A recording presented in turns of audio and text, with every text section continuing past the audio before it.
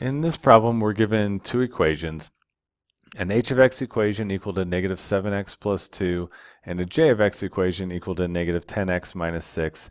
And they want us to go ahead and find the result of the composite function h of j of x. And so really what this is, this is fancy math notation for saying take the h equation and plug the j equation into it. So h of j of x.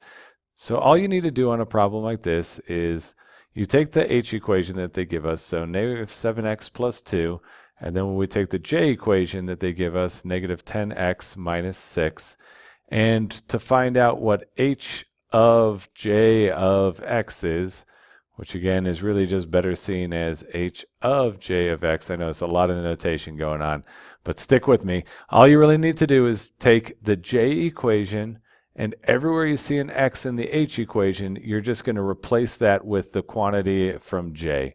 So what we get out here is from the h, we get negative 7, and then instead of x in that h equation, we plug the j equation in. So negative 10x minus 6. And then close our parentheses, and then we've got a plus 2 at the end of our h equation. The last move here is really just to do some simplification. You're going to multiply the negative 7 through everybody. You're going to get a positive 70x, and then a positive 42, and then plus 2. And then out of there, you just go ahead and combine your like terms. So 70x and then positive 42 plus 2 is going to give us a positive 44. So our answer would have been 70x plus 44. So again, it's really just as simple as taking your h equation and plugging the j equation into that wherever you see an x, and then simplifying that out from there.